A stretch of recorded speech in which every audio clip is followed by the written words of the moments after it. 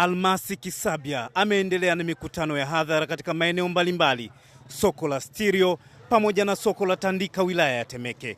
Kama wao wana shida ya teknolojia, Tanzania ina watoto wamesoma, wamezaliwa nchi za nje, wako Urusi, wako Marekani, wako China na Japani, wapo Kuwait, wapo Cuba. Wa Tanzania tunawanyima uraia kwa sababu wetu wamezaliwa Cuba. Sisi tatizo hili la mifumo ya kidijitali kushindwa kuwasaidia Watanzania, tutawatumia Watanzania tutakaowapa uraia pacha. Sisi tumeandika tutawapa uraia pacha wa Tanzania waliozaliwa nchi za nje. Lengo letu kuvuna elimu na teknolojia yao watusaidie nchini mwetu. Ameongeza kuwa iwapo wananchi watampa ridhaa ya kuiongoza Tanzania, atahakikisha anaunda wizara maalum itakayoshughulikia watumishi wazembe serikalini. Kwa hiyo wizara hii kazi yake itakuwa inashughulika na kuwashughulikia watu hawa wezi, wavivu na wanaofanya mambo ya hovyo katika wizara. Na ndio maana katika mambo tumeandika katika wizara zetu ndani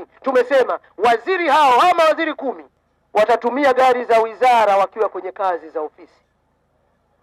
Ikiwa una mambo yako unatumia gari yako. Lakini nao baadhi ya wananchi waliosikiliza sera pamoja na ilani za NRA wamekuwa na maoni tofauti. Mgombea sera zake nimesikia na nimezielewa, ila wagombea wanatuchanganya. Wanaweza kutuambia hivyo baadaye wakipita wanatusahau. Nimeelewa cha maana sana mheshimiwa alipozungumza kwamba wagonjwa wetu sasa hivi kwa hospitali wanaumwa, watakapofariki tunadaiwa fidia.